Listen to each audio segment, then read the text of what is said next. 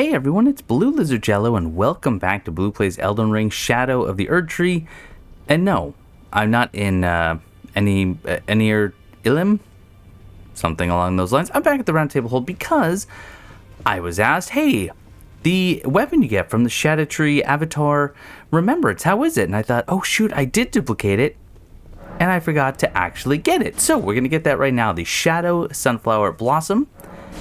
Go ahead and grab that in. I am going to upgrade it just to see what kind of attack rating we get from that, but I think I'm going to need some sombers. Let's see. Oh wow, yeah, we need 7, 8, and 9, which means I'm going to have to be spending quite a few of my runes. And then I did have it confirmed, I should say, that Foggate is the final boss of the DLC. So we are going to be preparing for that. But also, before we do that, I was told that there is a fun little scavenger hunt. There is an area in Enir Elim that I dropped down onto pretty early on, and if I had actually followed the shinies, I might find myself with some cool loot. So we're going to do that. I do know where the drop down is, and I do know that when I dropped down last time, I did see a shiny and I kind of forgot about it, but I'm going to attempt to just follow that trail. So let's see what this can get up to, and then we'll talk about the gear that I have, knowing full well it could be changing at a moment's notice. All right. So there we go. I'm not going to bump it up all the way, but that damage is looking pretty respectable. We'll test it out when we're in the field, because we're going to be heading to specifically the Spiral Rise Site of Grace. And we're going to do some backtracking. Okay, now, I did kind of pseudo-test just a little bit of this earlier, not on camera, so I do know that I want to come back here and kill this Inquisitor. But you know what? Let's go ahead and throw on that Sunflower.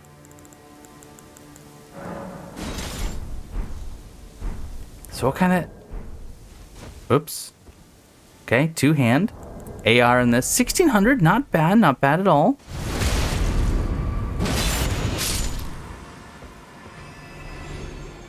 Excellent. All right, let's go kill the next.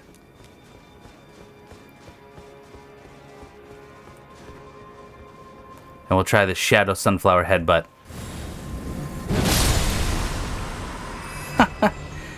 Not too bad. All right, so it is right here. So I remember I dropped down and I did see that loot.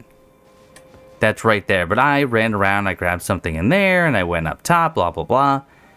But now it's time for our little, again, kind of scavenger hunt. And it's all about following the shiny. Fireproof Pickle Liver. Okay, not there. What is the skill, the Shadow Sunflower Headbutt? Slam it down, sending out a shockwave, and repeated allows for up to 2 follow. Okay. So that's pretty cool. Oh, look at that. Whoa, that's precarious. Oh yeah, a couple of shinies way down below. So yes, I was told to go and investigate this. I will not claim that I found all of this on my own. I was directed to go look for the shinies after a drop down, and that's what I did. All right. Holy Proof Pickled.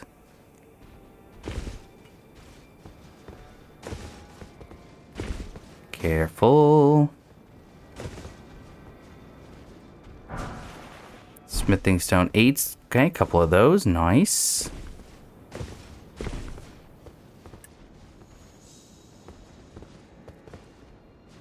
All right, line up this drop. I see another shiny down on the left. Wow. This is going way back.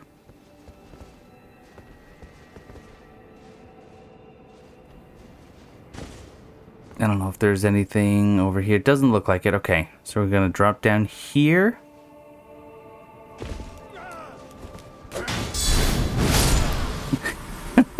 Unnecessary amount of damage, but I'll take it. I do kind of like beating enemies with a flower. Okay. So where... Where is this? Oh, do I really have to do what I think? Oh, do you have to make that jump through the window? Because I'm not making that jump.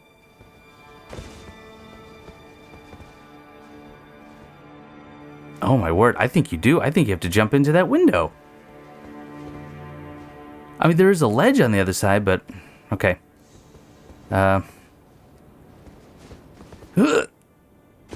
Oh, okay. Not as difficult as I thought. Holy cow, we're back in Belurat.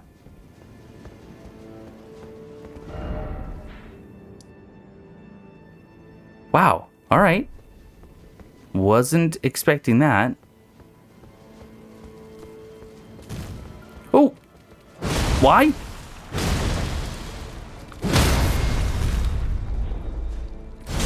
Alright, giant scorpion, thanks for the scare. Appreciate it. Not... Oh, you are dead. Phew. I was gonna say. Scorpion liver. Oh, what do we got here? A shadow tree. Alright. That's 3. But am I up to 4? I think I might be up to 4.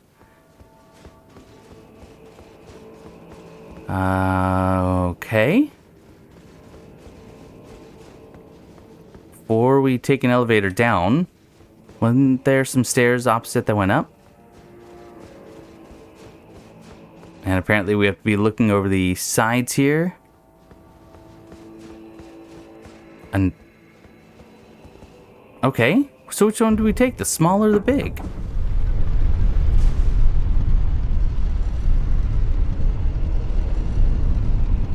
Back in an eerie limb. Where's this?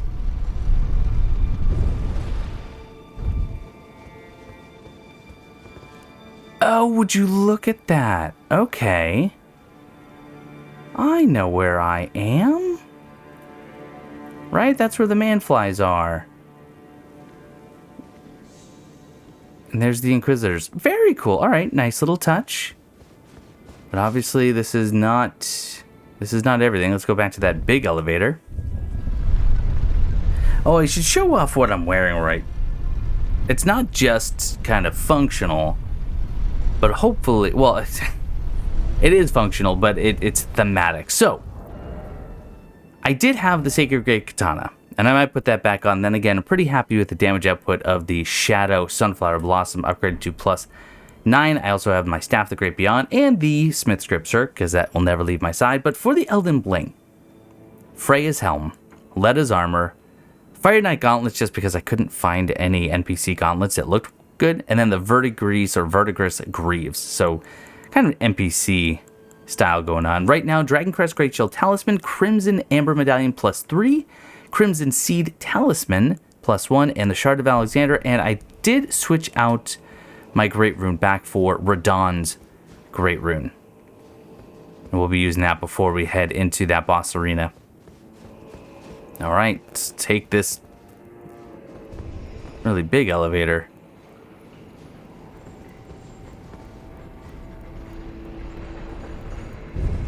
So is this...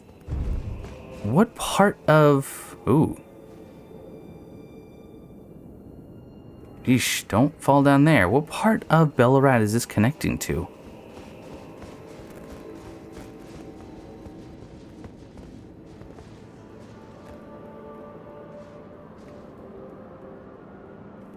Trying to make a connection here. Alright, we got some Inquisitors. That's fine. Got a trio of them.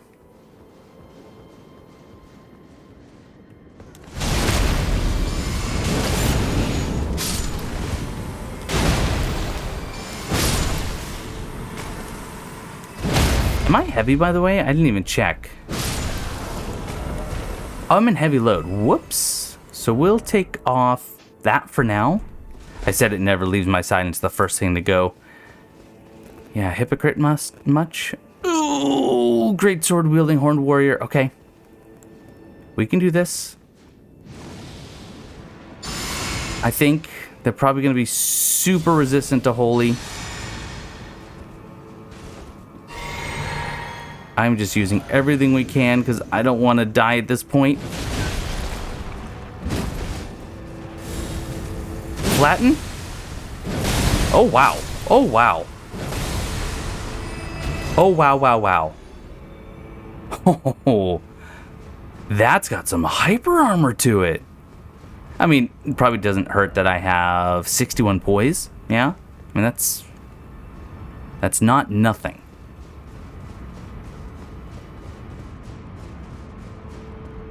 Another elevator. Goodness gracious.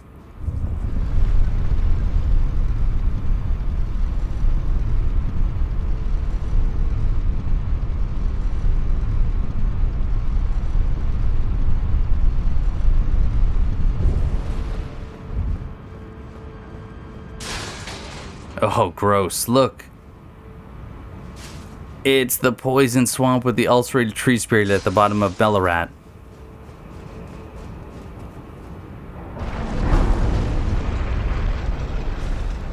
This was elaborate, by the way. Oh, that is a legendary item. Great glove wart. Euphoria. Okay, a twin blade, okay. Euphoria Vortex. It is another holy based weapon, my gosh. Faith builds did well this DLC. Twin blade symbolizing abundance, the secret treasure of the tower. It would be very cool if every legacy dungeon had its own hidden treasure. That would be fun. Though the blades, fashioned from golden shoots, are largely wilted and darkened, their luster can be restored by dealing damage to foes. However, damage dealt to those who live in death will have no such effect. So we're actually building up some sort of latent power as we attack, using the power of the vortex.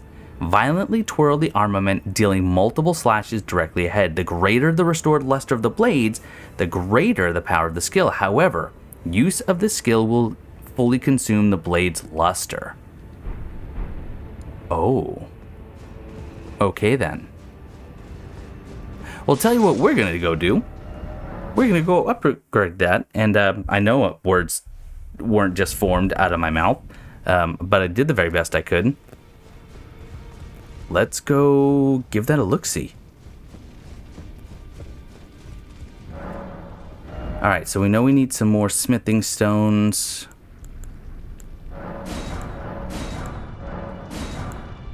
There we go. Yeah? Alright.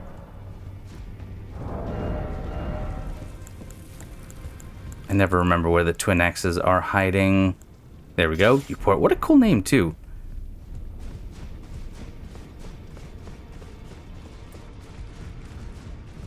By the way, I think I switched out. Yeah, I did. I upgraded the Curse Blade Mira all the way to +10 to see how that fares in the boss fight to come.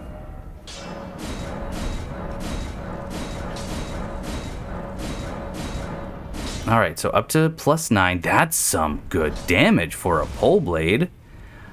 And where should we go test it out?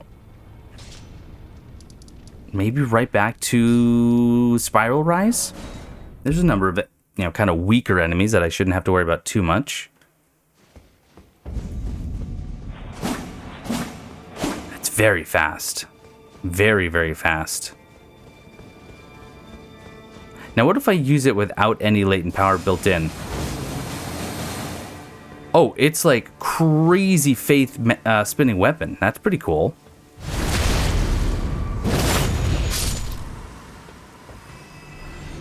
Now, how do you know when the power is building up? I'm gonna... Oh, whoops, didn't even realize you were there. Can you tell from the blade itself? I'm not sure if it's becoming any brighter. If there's any sort of visual change.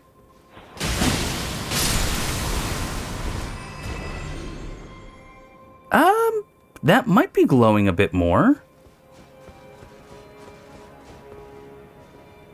I don't want to fight you. I don't want to fight you at all. All right, let's go test it. Are you... You're just kind of looking right my way. Oh, yeah. All right, well, here we go.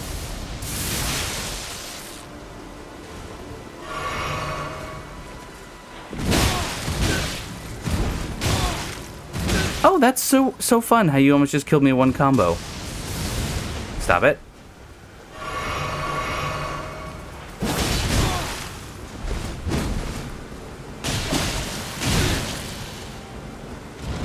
Ready? Here we go. So this is not the weapon for you. It's a cool weapon. I obviously need to learn how to use it.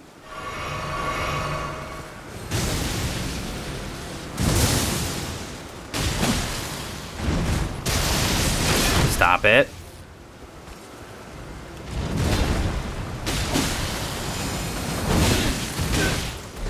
Dead.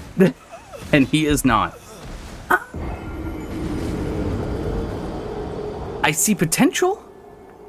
I don't see me using that right now. And I'll be honest, I'm going to leave those runes.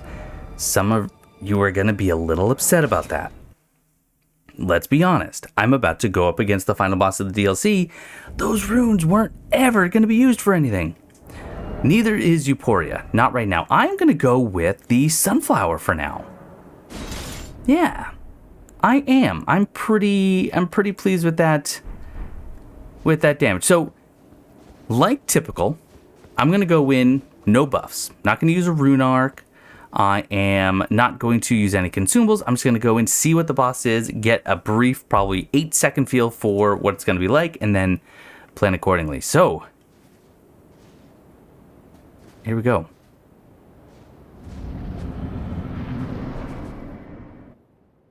My loyal blade and champion of the festival. Both your deeds will ever be praised in song. Now, the vow will be honored, and my lord brother's soul will return, so that he may be my consort.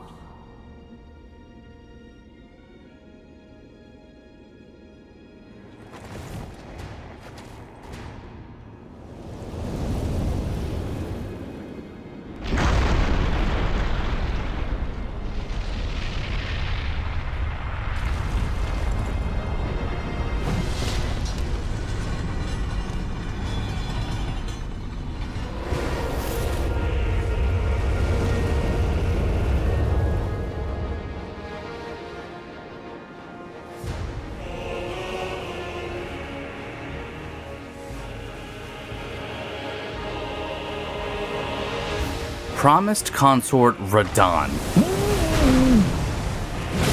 Okay, respectable damage.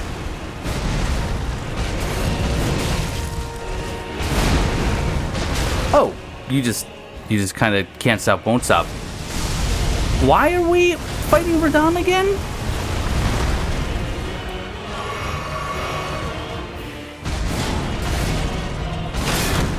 I mean, people smarter at the lore than I will have figured this out by now. One hit is what I got, so this is gonna go well. Promised consort Radahn. Now, Radahn's been brought up several times during the DLC, so it's not completely out of left field, but I'd be lying if I said I understood even a portion of why he's here.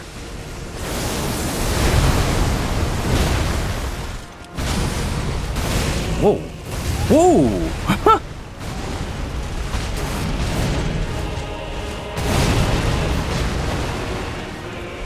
Is this gonna be another single hit?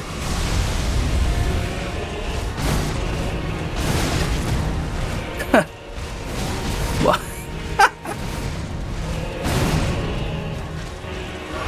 Hold on.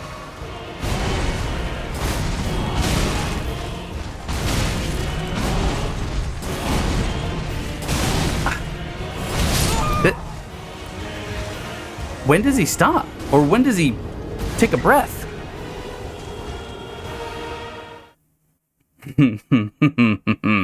Uh-oh.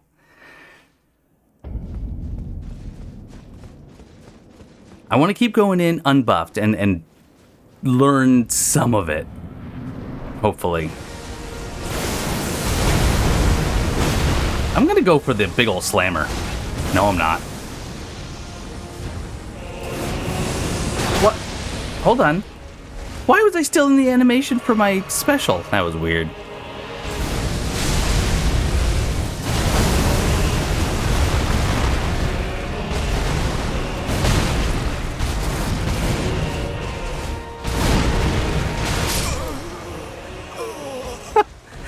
I haven't gotten more than one hit on him yet. And at about 1500 damage, and that's all it takes? This might be a little bit.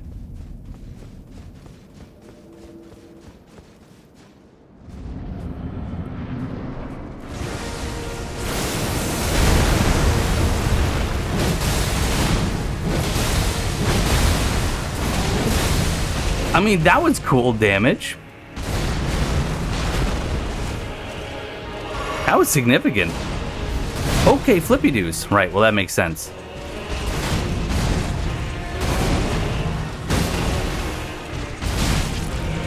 He just... My gosh.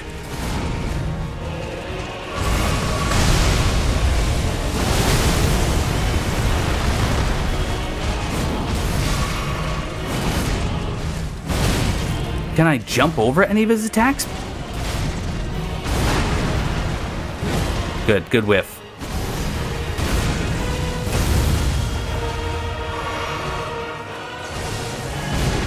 Ooh, don't know what that is.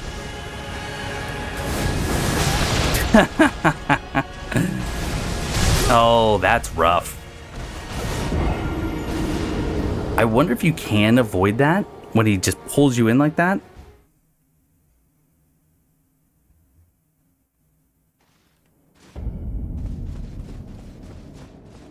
Okay, I think it's time.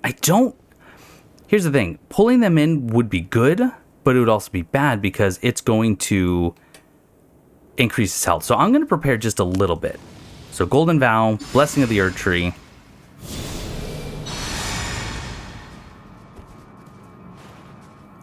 Flask. And we'll summon Mira, and hopefully I don't get absolutely destroyed just during this.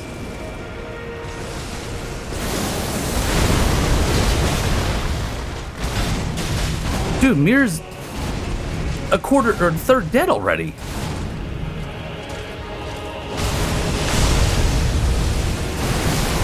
Oh, shoot. That is a 360. I don't think Mira's the way to go here. She's just about dead.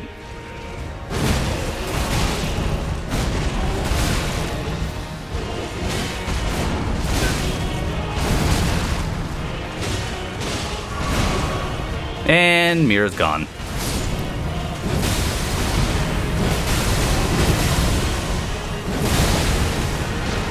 I mean, Sunflower does work. Oh. Back up. Okay. All right.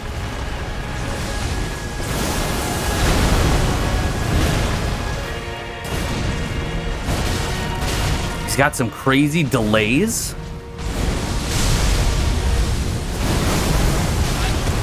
That's all right. Maybe.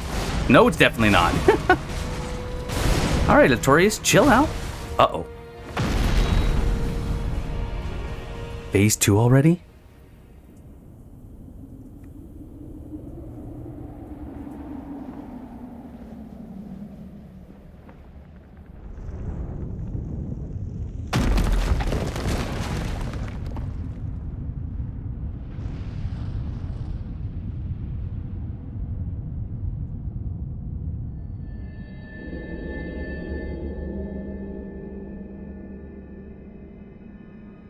Lord Brother.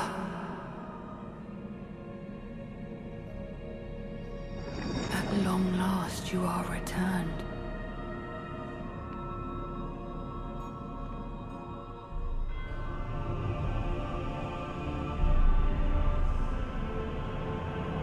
Tarnished one. Aspiring Lord of the Old Order. If you have known sin, if you grieve for this world,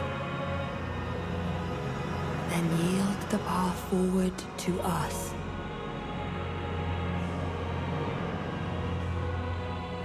To I, Miquella, and my promised consort, Radahn. So now we've got a Lothric Lorien situation. Oh, can't say it like that. Oh. Well, that was the arena. Time out, we're done.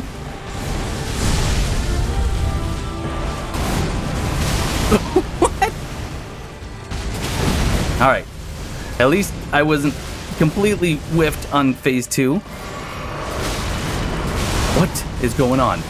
I can't see anything.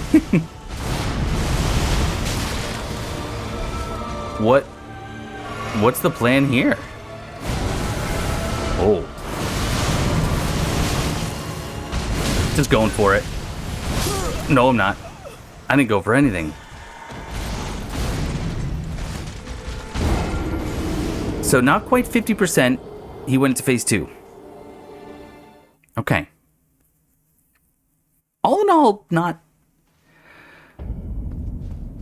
terrible. I'm thinking, though, do I want to put the katana on for the bleed? Because it's not like I staggered.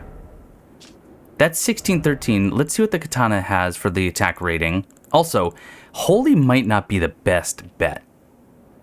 It might be fire. He has a little bit of flame damage, so I don't know. That just goes down to 1587, but it has the bleed. Do we want to go in full? Let's do it. Let's go. Tialier. I am not bringing in Mira. Mira was awful. I might bring in the Messmer soldiers.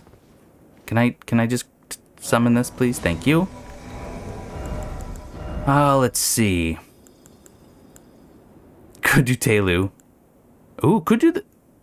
Let's do a bird warrior. Wait, is that what I wanted, or did I want the horned warrior? I got a horned warrior, right? I did. I didn't upgrade it, however. Well, we'll try this one. Okay. So, prepare for a montage incoming, I imagine. It's gonna be a thing.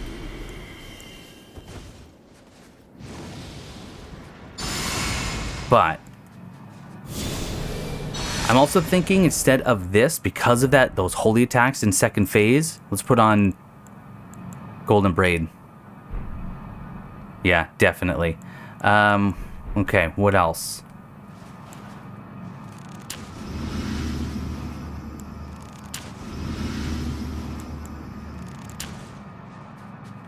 Okay. As I get absolutely destroyed when I first enter.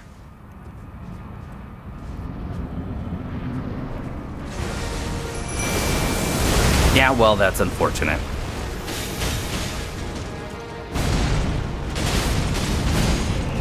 General Radahn, a pleasure to see you.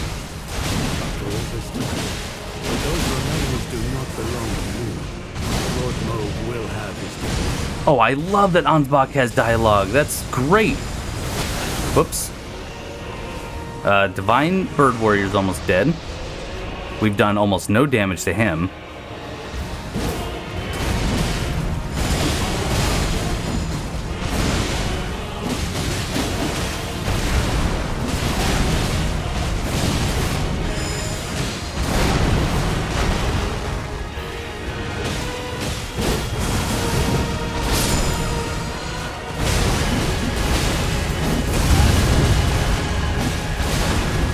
Okay.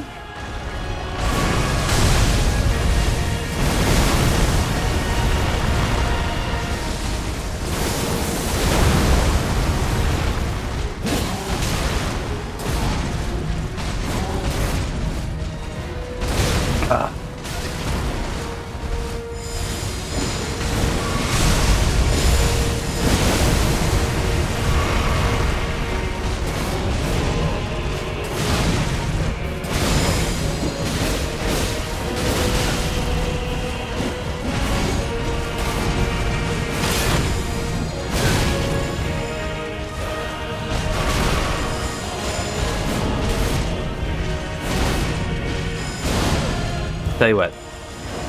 Let's get a little bit of casting going, huh?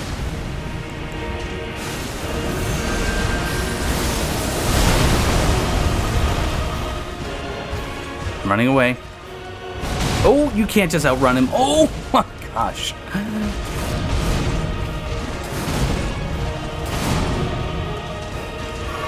Oh, they're just about dead.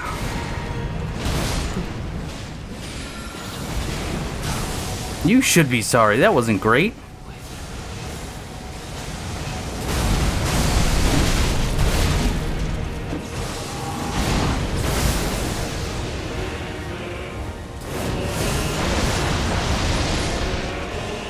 Oh, the range didn't work. Nope.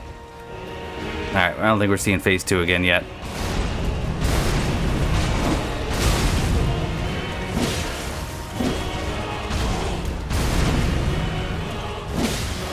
Oh, hey. Phase 2, good. I don't think that matters.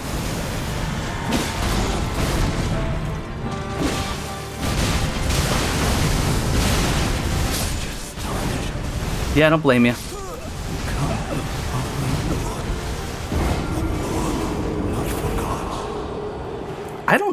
I don't know what you're supposed to do in that second phase, given the fact that every attack of his has follow-ups behind it. Yeah, probably not bringing in the NPCs, but also I don't think that was the right. I might try the Messmer soldiers.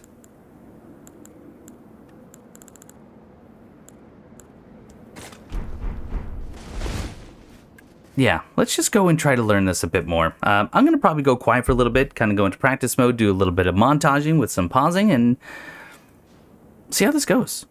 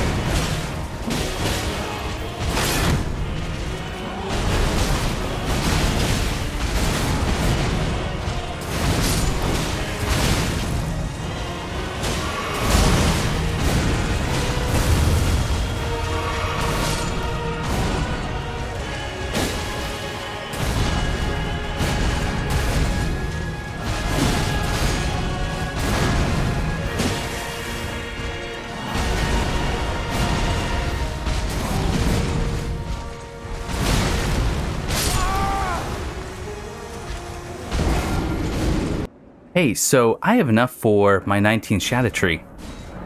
I probably should have checked that. Whoops. Also, I was using Flame Shotting Cracked here, which is funny because I wasn't using anything with fire, but now I am. I'm going to give the Fire Knight Greatsword another go.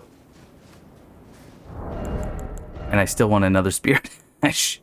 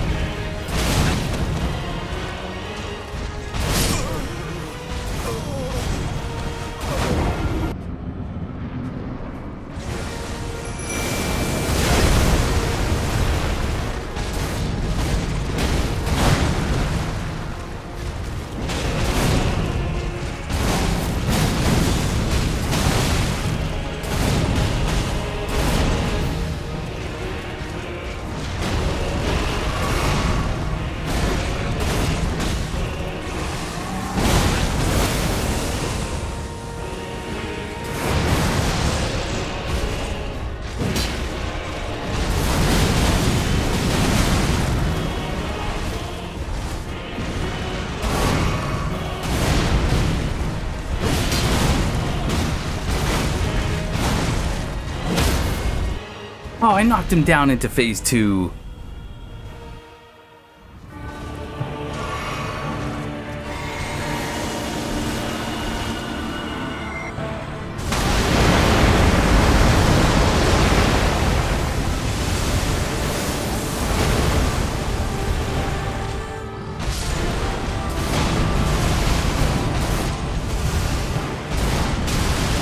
Whoa.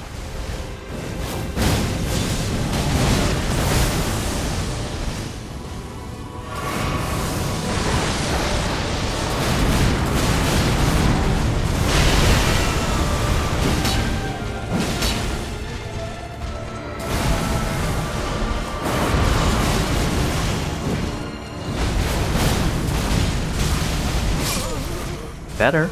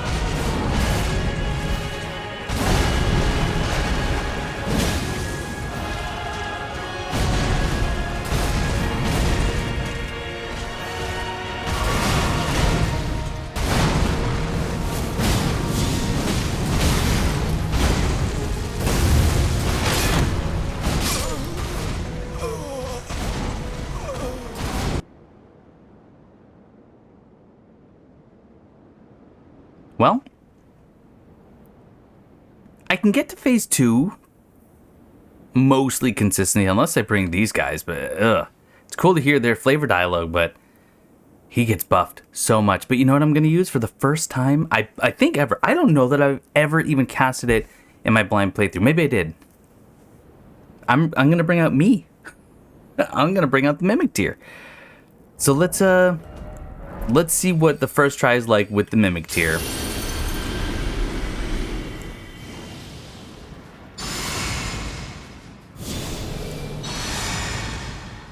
Go a little crazy on the buffs. We'll just see.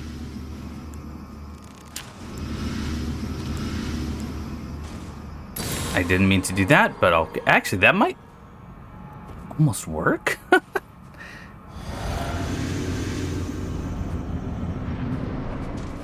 Okay, good. He's not doing the spin to win right away.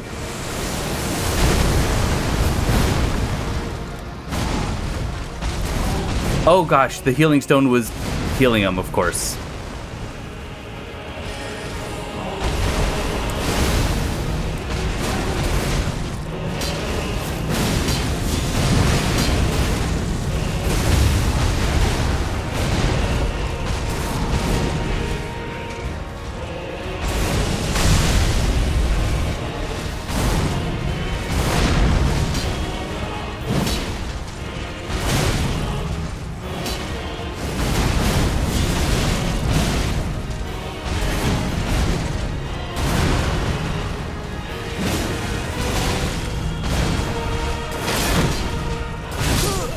Okay, that was on me. That was just poor playing all around.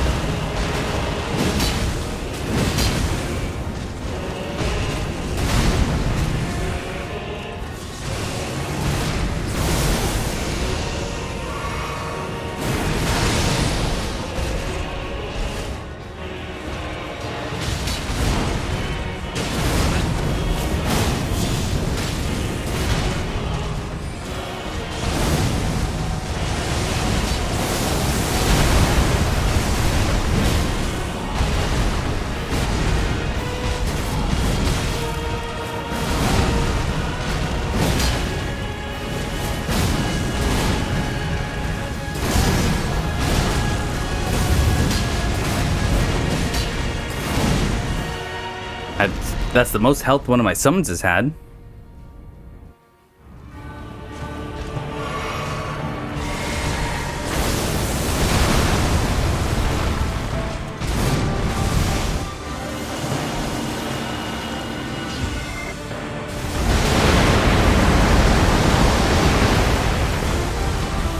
Uh-oh. No, not Golden Val Blue. I was thinking I was two-handing again.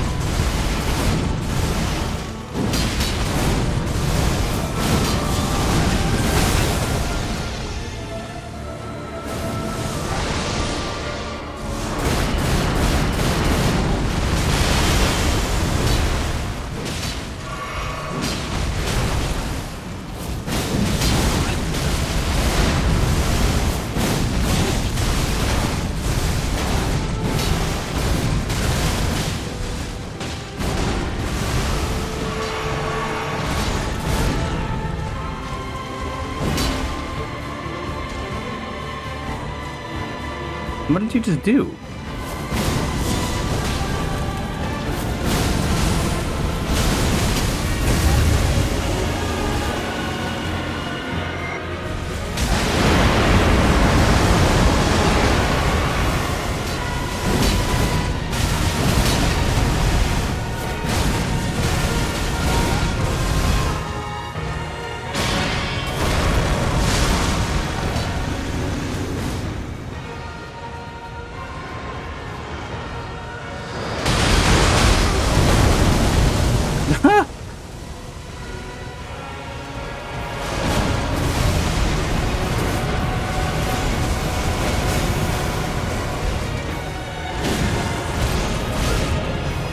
Oh, I've been hugged.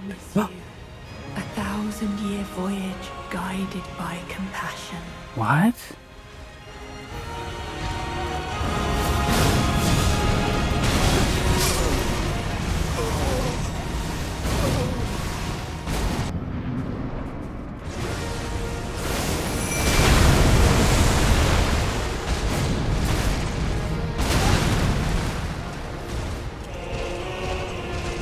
No.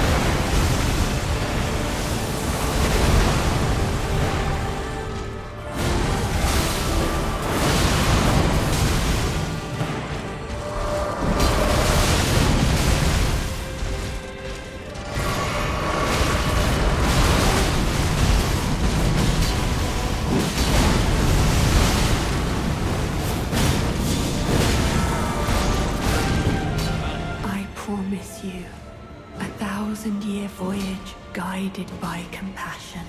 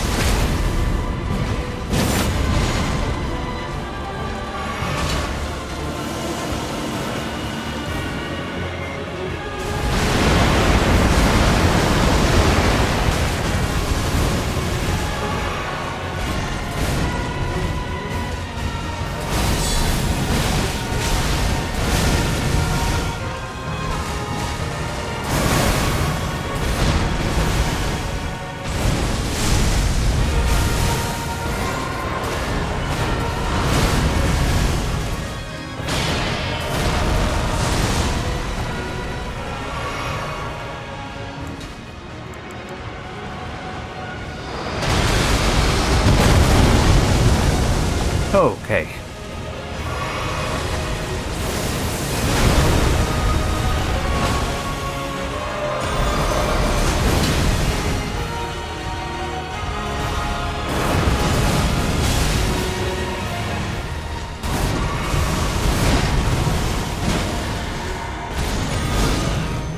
I promise you, 1,000-year voyage guided by compassion.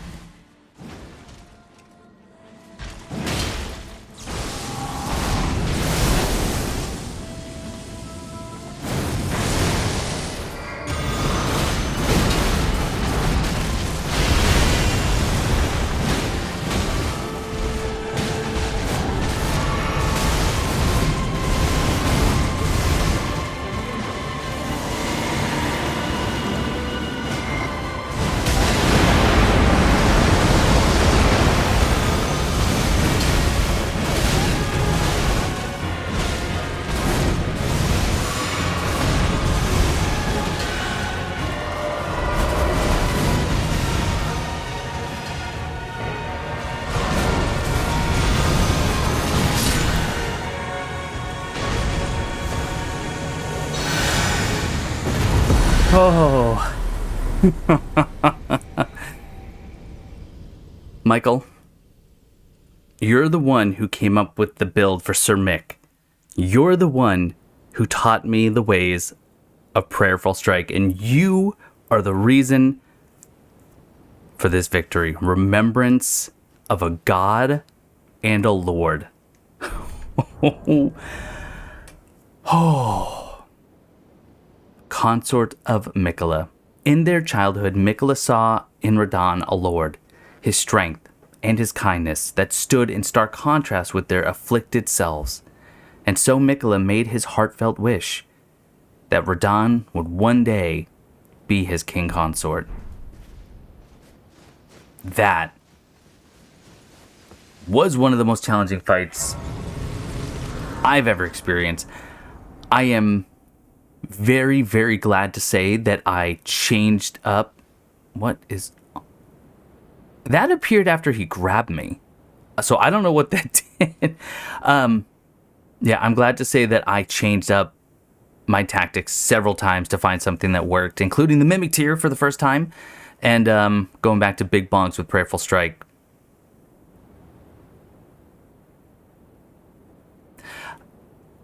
I have to put my thoughts together regarding that fight. I'm still confused as to why Radahn, other than the fact that Miquella always knew it would be Radahn, and there's definitely something with the whole Radahn Melania fight that we saw in the trailer for Elden Ring a long time ago. Miquella might have been slyly pulling the strings using his Great Rune, but I have to dwell on that a little bit and probably watch a lot of lore videos, which I can now do.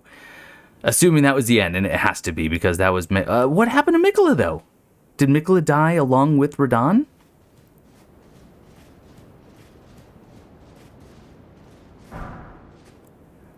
Let us go together.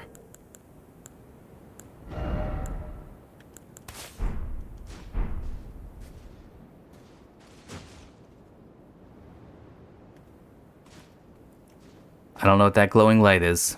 But first, let's go ahead and grab our nothing. Good.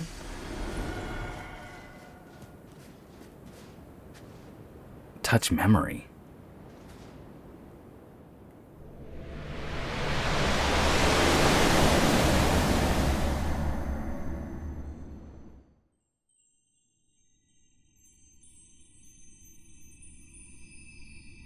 Lord brother.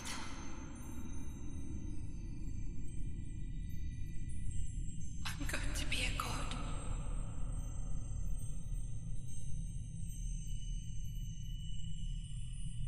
If we honor our part of the vow,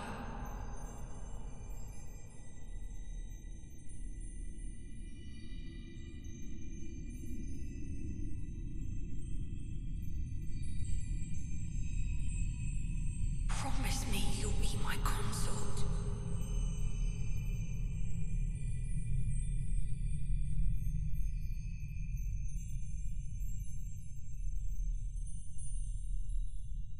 I'll make the world a gentle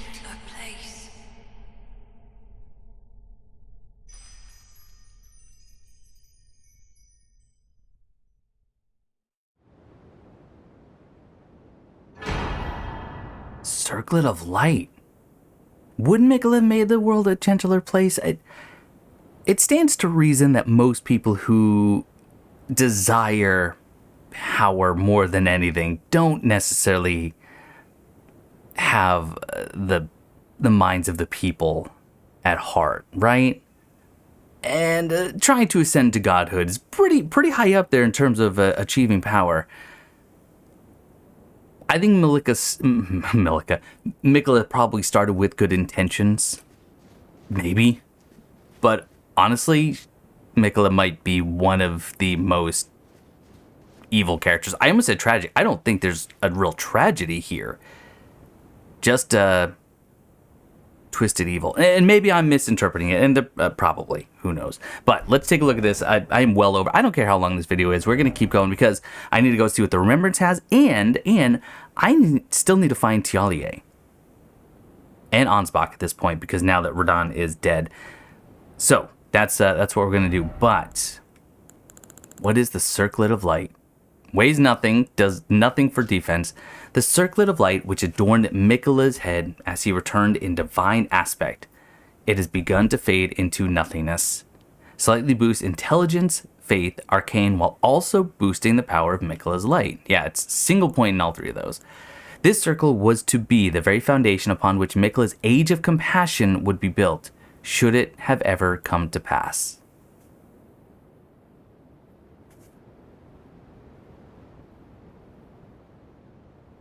While also boosting the power of Miquella's light.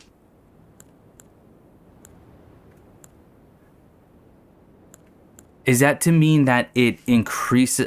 It's not a big increase. No, because that increase is just coming from the increase in faith. So what does it mean, the power of Miquella's light? Oh wait, are you telling me I can't get up there? Oh, no way.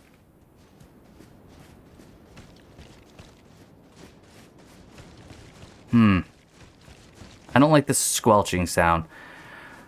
So what is this called? This is called Gate of Divinity. So that's what that is. That's the Gate of Divinity. This is where Miquella darn near ascended into godhood. What was left? Or is this like, cutting the blue wire at the 1 second mark? I don't know.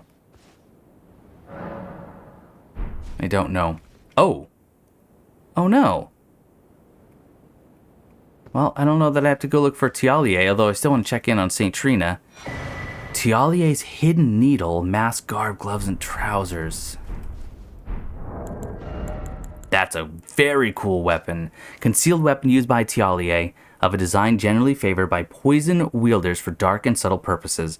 Like St. Trina, who blossomed in the deep purple garden, a rich poison is secreted from within which sends its victims into an eternal sleep.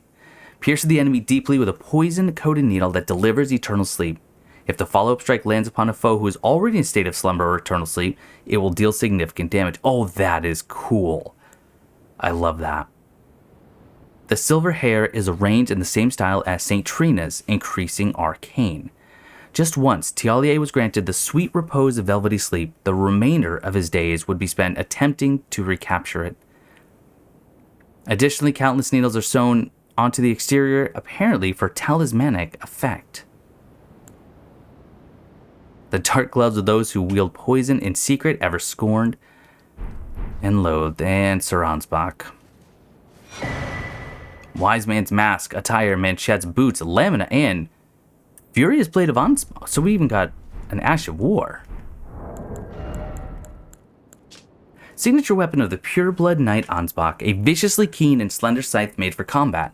The obsidian edge relies not upon trickery to fulfill its violent purpose. Through skill alone, the wielder can rip and rend through foes, sowing blossoms of red upon the battlefield. Dynastic sickle play, a finessed evasive skill that creates a space to maneuver. Inputs dictate direction of the backstep. Follow up a strong attack to perform an advancing upward slash. Press strong attack again to bring the weapon back down. The iron mask of Sir Ansbach, giving the appearance of a quiet, wise, old bearded man. But an old fear lurks beneath, together with the cold, unflinching discipline that once honed his blade, now employed to enhance blood oath and dynastic skills. Ansbach understood that keeping his oath to his old master was not an act of logic, nor would it bear any justice, but it was for these very reasons he was unable to let go. And then we have, oh, it's an incantation. Produces a blood flame blade from the side of the hand, then lunges at enemies to cleave through them, charged to increase the number of slashes. Markedly different from the finessed swordplay of the Dynast, this is an aggressive last resort of an incantation that gave rise to Ansbach's fearsome reputation. Alright. Wow. I don't think there's anyone else to go check on.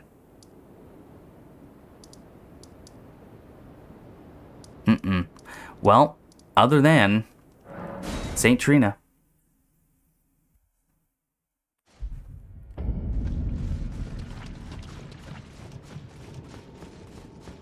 Shall we imbibe once more? Ooh, there's an item. Great Glovewort. Saint Trina's blood. Oh, it's a...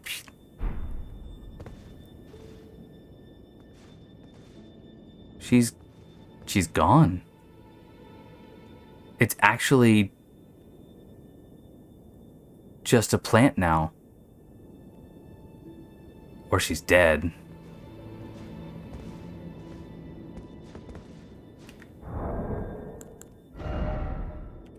St. Trina's life withered and fell, as fleeting as the seasons. At her last, she left a single water lily. Despite the velvety purple hue, the flower is in no way poisonous. It merely blooms in quietude.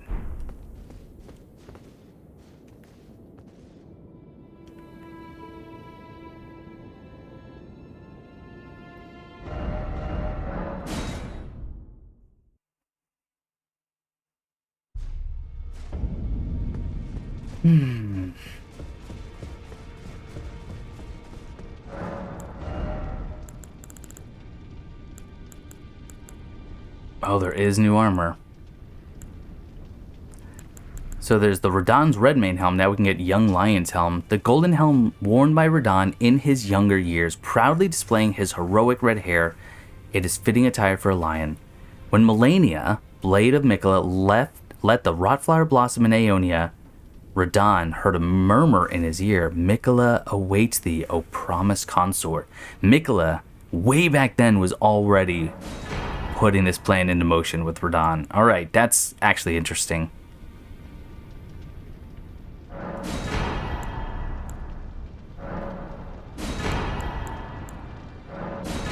And with the remembrance we can get... Whoa. Oh. 2 different greatswords. Visually identical. But with 2 different... Oh, that's weird. Different ashes of war. No different description other than the axe. So the description is great swords of black steel wielded by Radahn in his youth. So that was Radahn in his prime, but how is it Radahn in his youth? Unless was Mohg's soul used, or Mohg's... I don't know. Explain it to me in the comments. These were in his possession immediately before his triumph over the stars, the swords of a lord who does not rely on physical strength and gravity alone. Promise consort. Imbue the 2 great swords with the light of Miquella, then deliver slashing attack accompanied by columns of light. Additional input allows for up to 2 follow-up attacks, or light speed slash. Assume a luminous form and leap forward to deliver a downward slash at the speed of light. This attack will be followed up by an additional light attack, charged to increase power of the skill and number of follow-up attacks. And then there's 72 faith, light of Miquella. The strength of Miquella upon his deific return, wielded as an incantation. So he was deified. He was a god. I guess it did say remembrance of a lord and god, so we actually got the remembrance of Lord Radahn and God Miquella. Annihilates foes with a pillar of light. Miquella sought to accept all that was and would be, but found one that refused to be embraced. No wonder, as one god and one king consort is all the world needs. Who's the one that refused to be embraced? Us? It very well could be talking about us, the player character. Well, that's what I'm going with until I can duplicate. That's it.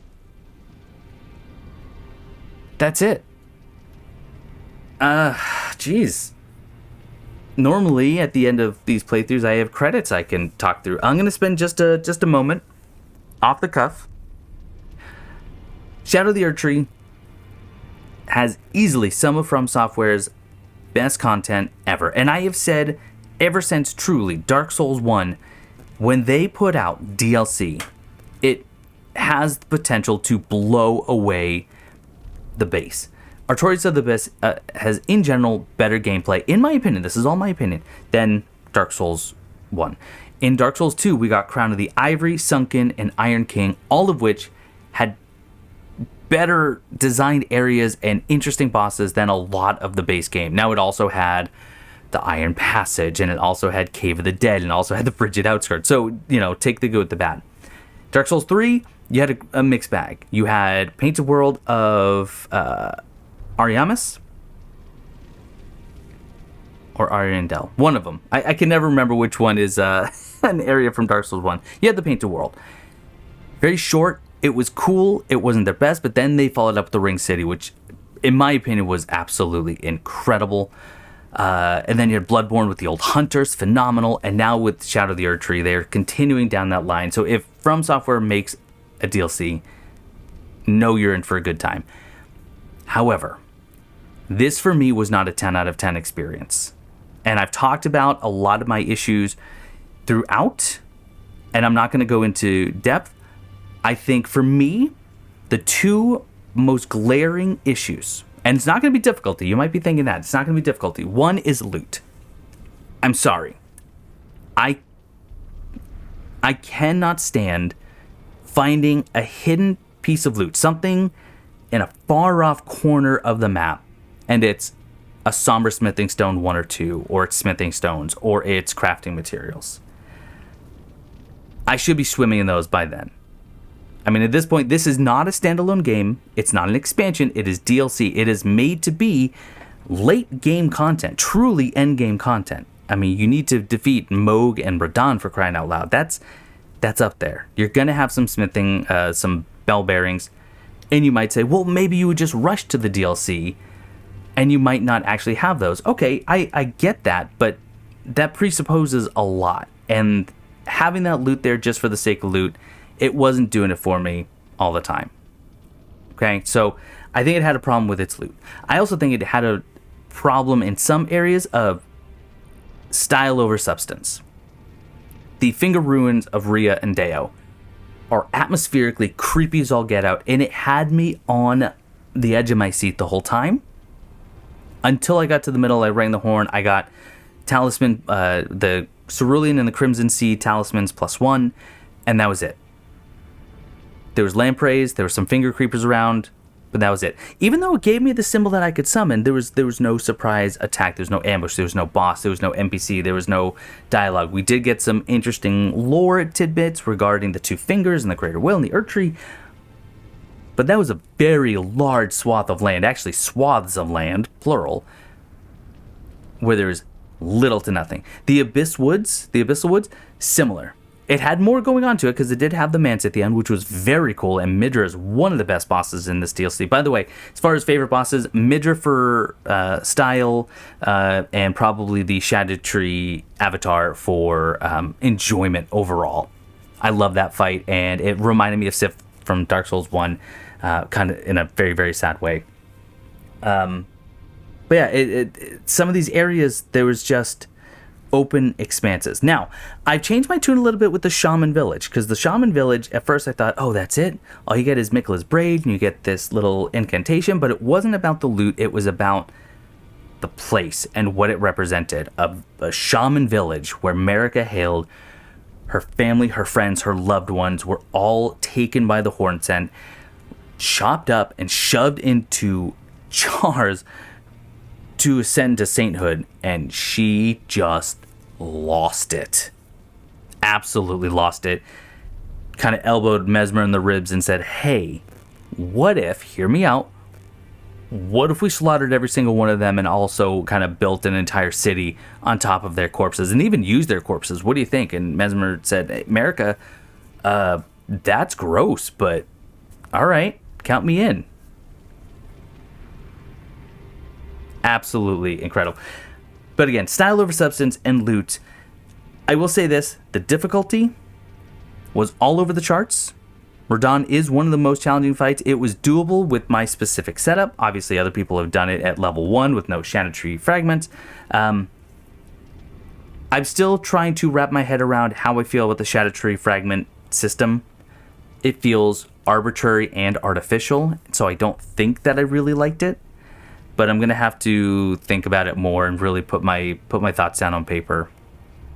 But overall, again, I'm listing the things that I wasn't crazy about, because if I sat here and told you all the things I could gush about, I would never end this video, and I really need to.